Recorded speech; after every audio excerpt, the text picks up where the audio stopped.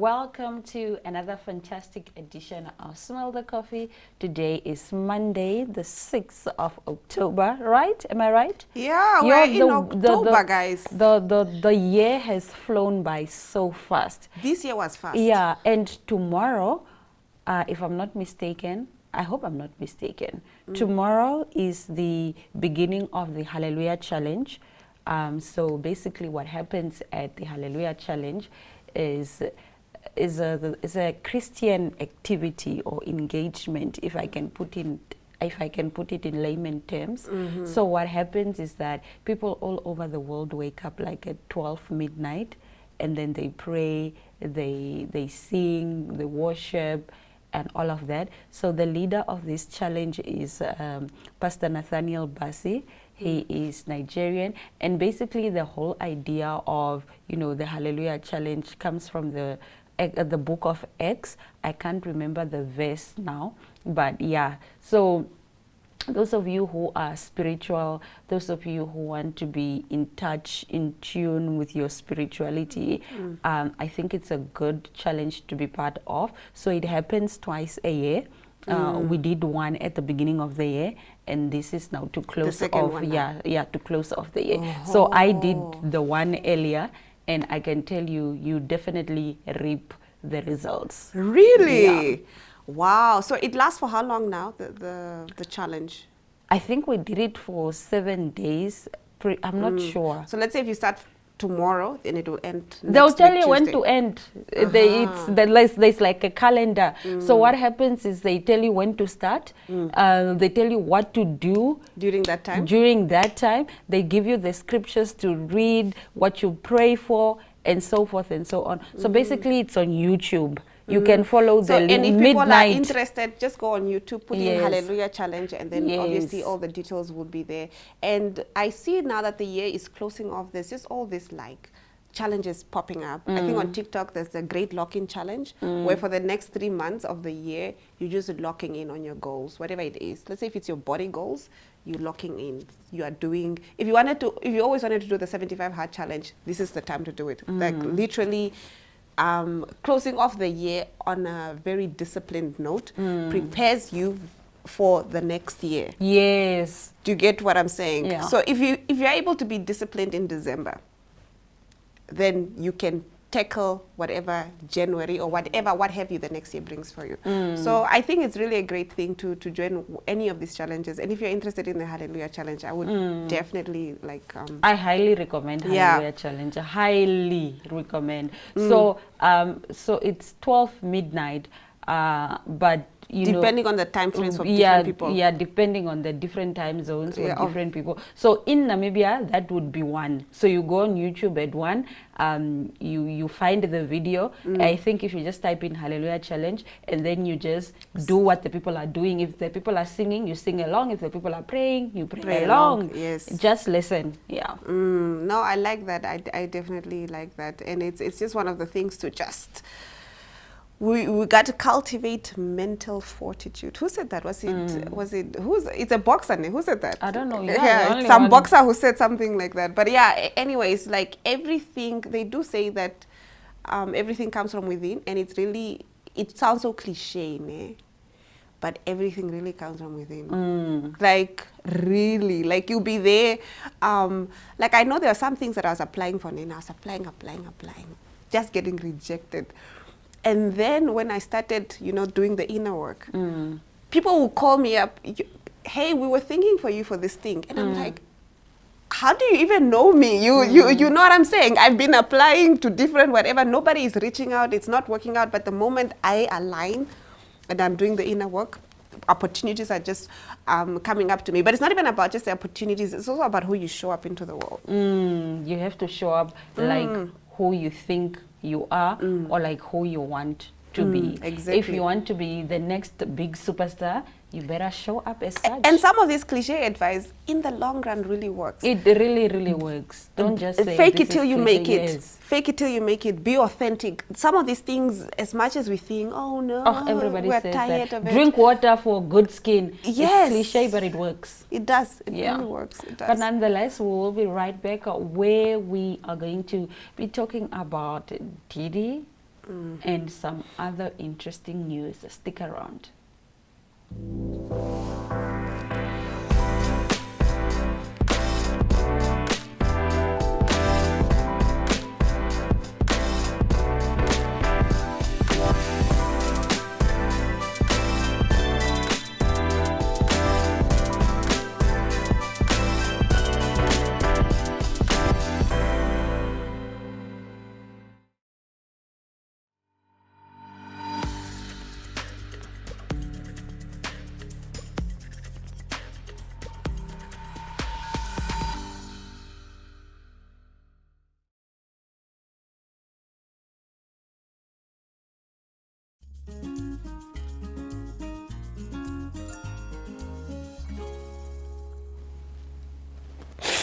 Now, before we get into the morbid news, I'm going to call it morbid news, Aina's story.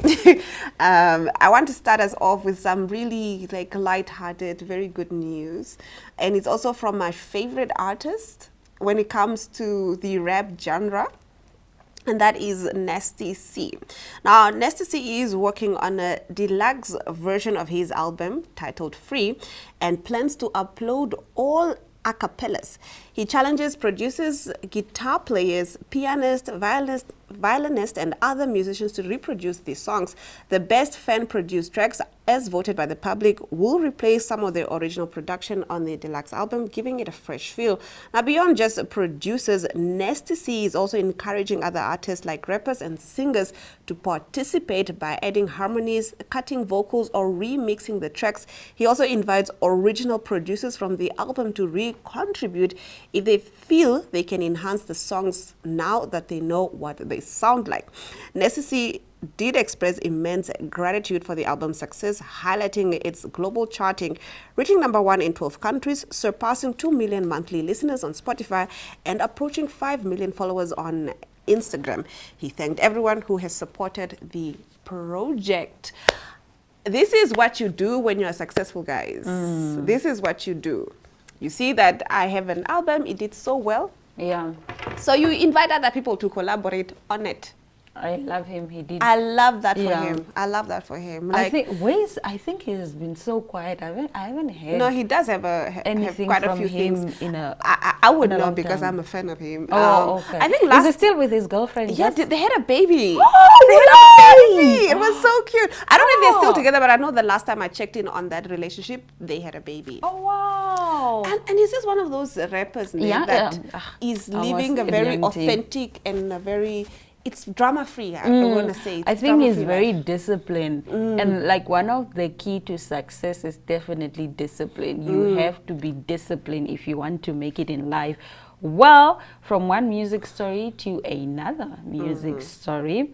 So Sean Diddy Combs was sentenced to 4 years and 2 months. That's basically 50 months in federal prison on Friday, the 3rd of October, capping a high-profile legal battle that highlighted the abuse of power in the entertainment industry. The sentence follows Combs' July conviction on 2 counts of transporting people across state lines for the purpose of prostitution, charges stemming from the Mann Act. Stemming from the Mann Act. He was acquitted of more severe charges of racketeering, conspiracy, and sex trafficking, which could have led to a life sentence. Now, Judge Aaron acknowledged the harrowing testimonies of survivors, including former girlfriend Cassandra Cassie Ventura, stating that a substantial sentence was necessary to send a message that abuse against women is met with real accountability. The judge highlighted Combs' past and his savage beating of Miss Ventura, noting that Combs committed serious offenses that irreparably harmed 2 women. while he was convicted only under the Mann Act. Diddy has been acquitted for serious charges of racketeering, conspiracy, and sex trafficking. The judge thanked the victims for telling their story and coming forward to demonstrate that violence behind closed doors does not have to stay hidden. Even if you are a victim, you don't always have to be. Combs, who has been in federal custody for over a year, will receive credit for time served, meaning he faces roughly 3 years more behind bars. He also received a 500,000 USD fine and 5 years of supervised release. In his final statement to the court, the artist apologized for his disgusting, shameful, and sick past actions, though prosecutors argue his planned activities after sentencing showed a lack of remorse. The sentence fell between the 11-year term sought by prosecutors and the immediate release requested by his defense team. Yeah. Guys, so when did this news land? Was it on Friday or Saturday? I remember reading it and I was just like, when I first saw it, I first thought 50 years, and then I read it again, and 50 months. Yes. But 4 years is not a long time. It's not a long time. Do you think it's fair? Now that you're actually reading the story, I think I got it wrong. I thought it was 50 months meant 5 years. And then because he had already served a year, then that means he will serve 4 years. But it's actually it's 4 years. He will serve 3 years because he already served a year. Yes, like 3 years is 2029.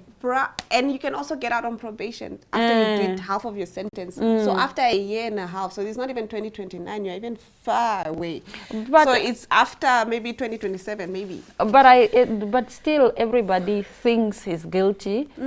Public perception is very much. I think his reputation, it is what it is now. We all know who Diddy is, and even whether he comes out or stays in, like, it's damage. No, the public perception is definitely, where we all, like you said, we all know. And his reputation, I don't know if there's any salvaging that can be done. No, I think that, people give second opportunities, especially when people have served their time, people have paid for their sins. But you think he's paid for his sins, guys? Come on. He's paying now. I mean, he's in jail. He's paying now. We don't get to decide how long somebody should pay for their sins. Yes, so, yeah. For sure. But I like also, let's also remember with another case as well, with another artist in the States, which was the R. Kelly case. He had another case before this last one where he was convicted severely. R. Kelly is serving how many years? I don't know, but I know it's in the lifetime range. It's in the lifetime range. He's gonna be in there for a while. Yeah.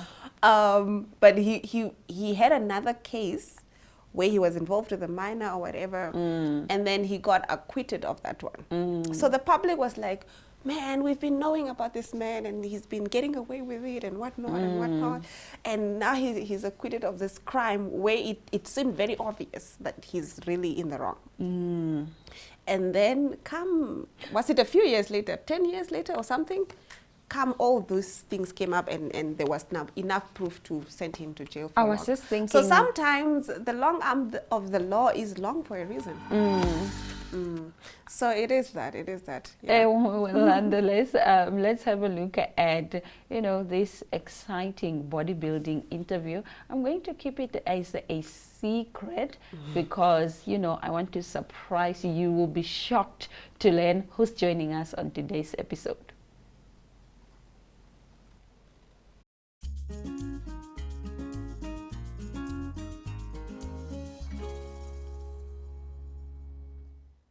all things are possible if you would just believe. Today we sit down with Angelo, who is the youngest to compete at the PCA bodybuilding Titan competition. And you know, he's here to talk to us about how that felt and what motivated him to, you know, take such a big step in life and, you know, follow his dreams. How are you doing? I'm alright, how are you? I'm fine. Yes. So, where do you get the courage, firstly, to join a bodybuilding competition?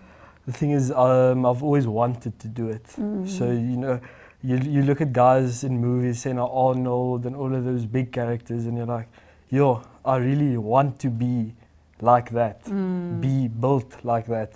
So from a young age, I've always done many different types of sports, from swimming, from cycling, from cricket. I've done everything. Oh. But eventually, nothing felt right. Then I started gymming, gained size, and I had a previous coach before this that introduced me to my current coach, Dewald, at B-Shape Fitness. And then, yeah, the journey began. Okay. And we've been training for a year now, and it's been quite a journey. How do you, I understand you're in high school. Yes. So how do you balance, you know, academics with, you know, bodybuilding or extracurricular Yes. activities? So this year was actually a bit tough because I wrote because I'm grade 11 this year, so I wrote my first external exams this year as well. So during that time, I would have to go gym in the mornings, or not, like I'd go to school, gym right after that, then I'd have to study as well for how many hours, sleep, and the cycle repeats itself. Wow, your discipline is very inspiring. I don't have that kind of discipline, you know. I'm on Instagram, I'm on TikTok all day, every day. Yeah. Talk to us about your journey in this competition. What happened? How did it happen?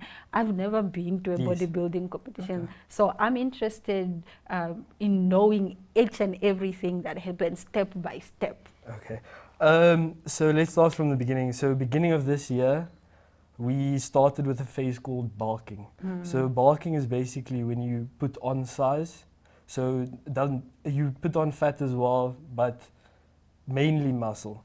So then from there, you go into a cutting phase where you start getting rid of most of the fat. Wait, so you put on fat just for you Yeah, to so get you- rid of it? So you put on weight, essentially. Okay. Then from gaining weight, you gain both fat and muscle. You can't just gain muscle. Okay. So then right after that, you go into a cutting phase where you get rid of that fat and then keep the muscle. Okay. Yeah, sounds like a lot of work. Quite a bit, yeah. And then Yeah. leading up to the show, about 4 weeks out, I got a cyst. So I actually had to have an operation, which was a bit of a setback. So I lost around 6 kilograms during that time because I was out for 3 weeks, and it was just before the show. So Yo. it was a bit of a thing. And then we pushed through. My coach told me, no, everything will be all right. We do our best. I went back to the gym even when the doctor said I shouldn't. Then another operation a week before the show. Luckily, just a small one to close up the wound and all of that. But yeah, at first I was very worried, thinking no, because the wound was lower abdomen. So I was scared, no, they might tell me no, I might not be able to compete because the stitches and all of that there. That would have been horrible Yes. after practicing all these years. Yeah. Okay, and so then what happens during the competition itself? Okay, so leading up to that week, the excitement builds up quite a bit because we went as a team. Yeah, as a team, you experience, because I think most of us, it was our first show. So experiencing things with the team was also very nice. Everyone's excited. It's difficult times, I must say. You must, because during that week, in the beginning of the week, you drink a lot of water. Going closer to the show, the water drops. To that Friday, because the show was on a Saturday, that Friday, you drink very little water, and on the Saturday, you drink almost no water. So yeah, on the show day, the nerves are through the roof. But yeah, you try and stay composed. You see all of these big guys, massive guys.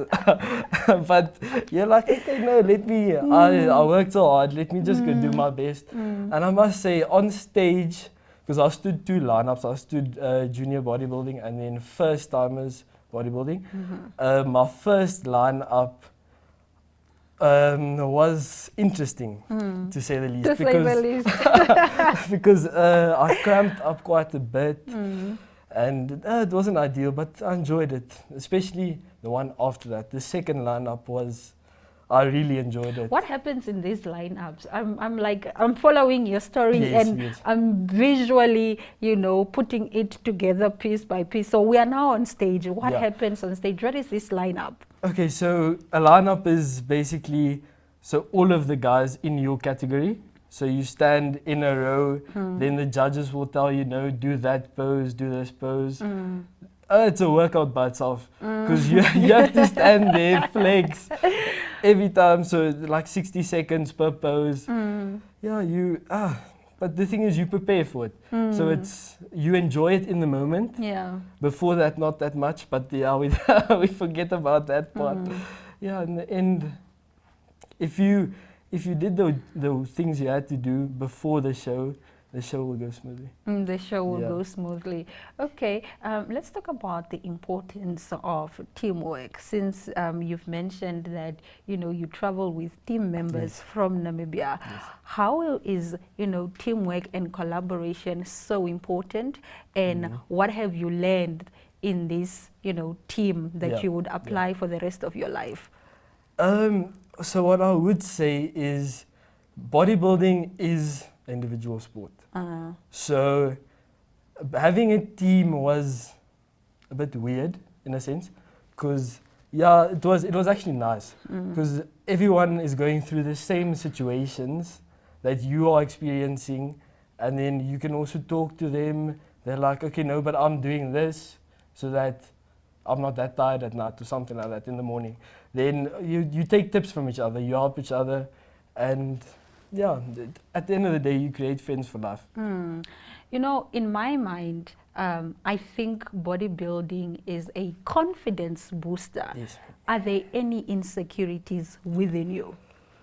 Yeah, quite a bit. The thing is, it boosts your confidence, but because everyone around you tells you, yo, you look so good, you gain so much size, but when you look at yourself in the mirror, you're like, there's so much more. The thing is, you always compare yourself to other people. You see guys online, you're like, yo, that guy looks good. But in the meantime, the reality is you also look good, but you don't see it that way. Yeah. What would you say then to your peers? Should they, take up bodybuilding? I would say it would be good for them to do it. It's very difficult, I know, because our friends, many of my friends and the people around me think I'm a bit crazy. But because the things you have to do, the dedication you have to have, consistency, not everyone is willing to put all of that effort in. Not everyone has discipline. Yes. Okay, we wish you all the best with your studies. We wish you all the best with bodybuilding. Yes. Wish you all the best with everything that you want to, get out of this life. Yes. And well done on pursuing your dreams. I can see you are very determined, and you will definitely go far. Thank you so much for joining us. You are most welcome. We will be right back. Stick around.